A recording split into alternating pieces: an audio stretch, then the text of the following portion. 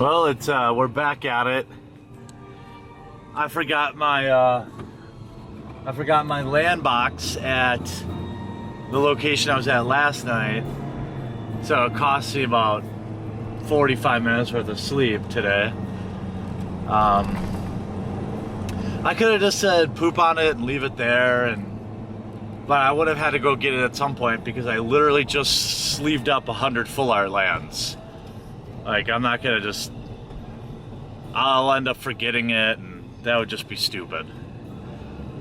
So, it's 10:56. I've got to go basically to 2 different cities by noon. I've got to drive, I'm in Wisconsin, so I got to go to a place called Brookfield, which is, I guess, south of here, and then turn around and go not only north, but past my house again and back the other way. So it's not an efficient trip, but I should be able to get to my pre-release by, I don't know, 10 to 12, just plenty of time. So I won't be running in the door like last night. I'm probably going to scrutinize my pool more heavily today, and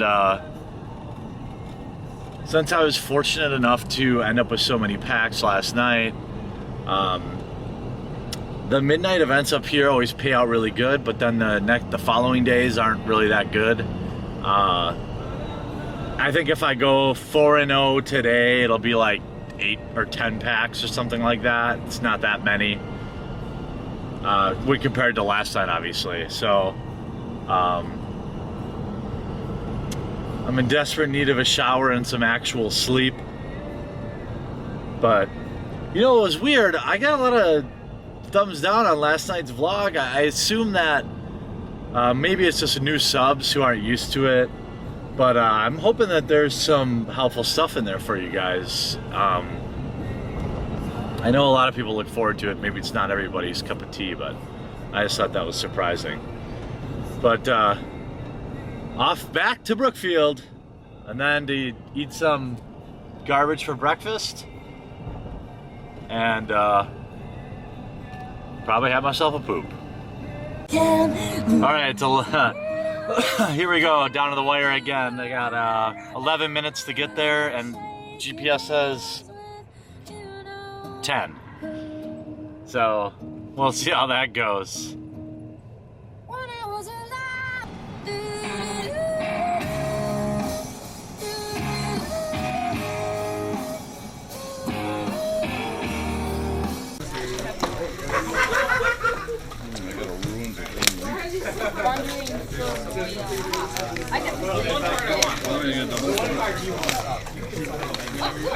This is a man lamb. Very nice. Yeah. Means you can. It's like a. Oh, cool.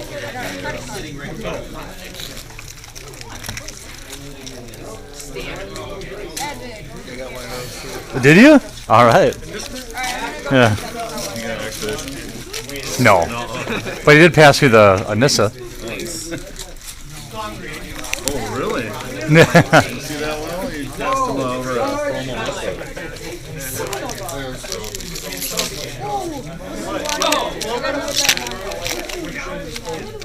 Good card.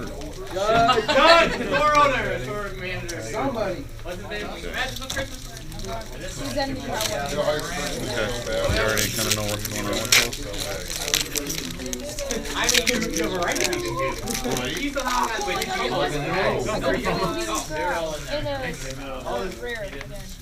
That sometimes happen. Legally. Since when does that happen? Oh, good. Nice. Alright. Gotta waste.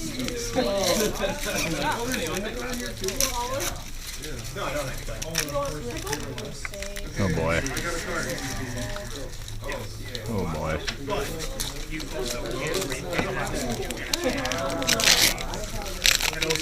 Oh, both songs. Oh.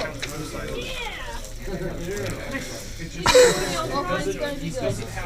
You have white. I feel like this is Rare land. Hey, they can. If you need weights, a lot of times they can produce it for Okay, why don't I have any of the same colors? Any of you. Got an highly legendary. Oh my god. Well, as I expected with that crazy pool, did not even lose a single game. So I got another stack of packs. Not as much as last night, but still going undefeated at all my pre-releases. Feels really good. But I know that my pool was pretty gross today. I mean, opening a Planeswalker, not even playing it, felt pretty good. But all my opponents today were totally awesome. Everyone was in a good mood. My round 2 opponent was an awesome guy. He even let me attack with Ulamog because he thought it would be cool.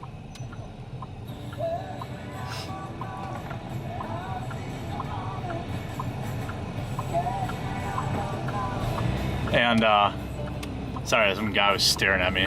Creepy. And yeah, it was a good time. Mid game is still relevant. Early game, very not relevant. Blue-black control, I think, is the best archetype in this format. That's just my opinion. You pull a couple of counters and stuff like that from the battle packs, and then you just get to work with your 3-5. Like a 3-5 in this format's pretty good. Flyers, I think, are more important in this format because, I mean, they're always important, but there's a lot more of them in this format and a lot more ways to make things fly, which helps you get around ground stalls. And when I'm drafting it, I'm going to be aware of that.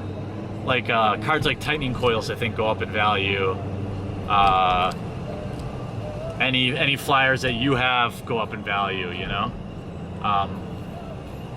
I didn't feel as board stally, but I also played creatures that like would make things unblockable, or things like Endbringer to help control the battlefield. So abilities, I think, are really important in this set too. I don't know, I hope you guys enjoyed coming along with me. This one will be a little bit shorter, but I've got basically a full booster box. So I'm gonna go home and set up the camera and get cracking, and I'll upload that tonight. So that's always cool. So hope you guys enjoyed this video. We'll talk to you again real soon.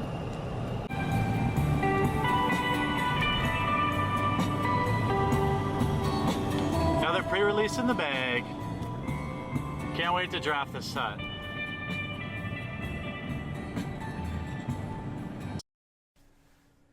What's going on, everyone?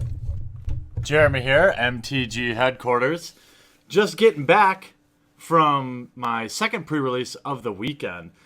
And I asked you all if you wanted me to make a second vlog video, and everyone said yes. So, as you can see from, I don't know what order I'm going to talk about this, but my pool was very insane on day 2. I mean, the deck I played was pretty hilarious. Let's go through it, actually. Let me pull out the mana base first. So, the... Oh, pre-sleeving lands, so nice. So nice. This time around, I actually got enough wastes to really test out this mechanic. And I will tell you, the cards with the ability, like waste abilities, pretty strong. Whether it's an ability to tap something down, or draw a card, or ping somebody, whatever the case may be, it's very, very good. And I really enjoyed all of my opponents this week or this weekend. Basically, everyone I played was really cool, very friendly, even in the face of my ridiculous pool, as you will see here. I did make some super secret sideboard tech changes from probably the original build video. I don't know if I actually recorded that or not, but I ended up playing 18 lands. So I had 3 wastes, as well as a crumbling vestige. So basically 4 waste sources and 7 each. In my 1-drops, I played a Prophet of Distortion. Totally fine card. I think a 1/2 chump blocker early, or even an attacker early as turn 1 is fine. Paying 3 and a waste or a wingding to draw a card is really powerful. In 2-drops, this deck really resembles like Battle for Zendikar, blue-black devoid. So I had like a Mist Intruder, a Horribly Awry, and Tightening Coils all out of Battle for Zendikar. And then a Slaughter Drone. I think as many Slaughter Drones as you can play in a control deck with wastes to activate their Death Touch is worth it, because they trade up late game, which is really, really powerful and what's the word? Required. And then a Hedron Crawler for a 5th waste. I also, you'll see as I get to the top part of my deck, ramp was also important. So the Hedron Crawler and some of the other stuff like Warden of Geometries will all make sense. Sweep away, let me tell you, sweep away their best attacker, then swing in with a Mist Intruder feels amazing. And that I was able to do that several times. Containment Membrane, fine. Tar Snare. There's a lot of 3 toughness in this format, so I don't think Tar Snare is that great. It's not powerful enough to really be that relevant of a removal spell, but it does swing combat in your favor. Eldrazi Sky Spawner, and Flaying Tendrils. So the Tendrils was fine. It rarely was more than a 2-for-1. But I think against like an ally deck or something, it would have been more powerful. I just didn't really face anything like that. Then I played a Dampening Pulse in the 4, a Cloud Manta, because I learned from the first pre-release that you have to be able to fly over the top or you generally don't win. Gravity Negator. This is a great card too because you can tap a Wingding and give something else flying. And then Warden of Geometries. A 2/3 for 4 is a little overcosted, but I wanted the tap for a Wingding, and you'll see why. Dwar Isle Avenger in the 5-drop. Absolutely great card if you can cast it for its surge cost, which I often would. So you get a 3/3 flyer for 3 if you pay the surge. And a Kozilek's Translator for ramp. Probably a fine card to take in draft. Now here's where the deck gets a little... So that's all like pretty standard control fare. I wouldn't have minded a Spell Shrivel. The counter spells I opened, I really wasn't in a hurry to play. In my 5-drops, or 6-drops, I mean, we have Endbringer number 1, Endbringer number 2, and a Deep Fathom Skulker. The Deep Fathom Skulker is ridiculous. You could pay 3 in a Wingding to make something unblockable, so late game you can get through board stalls. But also, whenever a creature control deals combat damage to a player, you may draw a card. So let's say you have a fly. This is what happened often during pre-release. I had a flyer and, say, 1 activation. A late game, I could usually get 2 activations. So I was swinging in with at least 2 creatures, getting in for damage, ingesting normally, as well as drawing 2 cards. It was really difficult for people to come back from that. And don't forget, Endbringer is absolutely bananas. And then I have 1 7-drop, Dread Defiler. Not once. So I played Dread Defiler in both pre-releases. I never once used the ability, but a 6/8 for 7 is definitely relevant in this format. gives you something to block rune processors with and stuff like that. The 3 and a wingding to fling a creature was not often relevant. The threat of it was. If nothing else, Dread Defiler was definitely a magnet for their best removal. And then I opened Ulamog, which I cast only once, but he won me the game. He won me a game that I probably wasn't going to win otherwise. So, and that's what happens. I had enough ramp to not fear playing Ulamog, and I didn't mind scrying him away or something like that if I had to. Overall, I had a great time at pre-release. I've already opened all my prize packs, but all my opponents were super awesome. Thanks to Games Universe for both events, for hosting both events. And I hope you guys had pre-release. I'm so proud that so many of you have been leaving comments saying that, oh, you watched your prep video and you did better than you've ever done. And people are telling me their success stories from pre-release, and I love to hear them. If you didn't do so good at pre-release, remember, you can't control the cards that you open. So you can only really control the deck building and how you play. And so maybe next time you open a little bit better and you'll play a little bit better and you'll keep getting better and better. You got to lose a lot of Magic before you win a lot of it. Thanks for watching this video. We'll talk to you again real soon. What's up, and thanks for watching this video. I produce all different kinds of content, so if you haven't yet, click on my face to subscribe. If you want to watch more videos, I've got some sweet playlists, including this one, where I open up every fat pack ever created. I've also got this one over here, where I open just about anything vintage and old and expensive for your enjoyment. And all this is made possible by the awesome backers at our Patreon, which is linked in the description of every video. Hop on over there, check it out, see if it's something you might want to consider.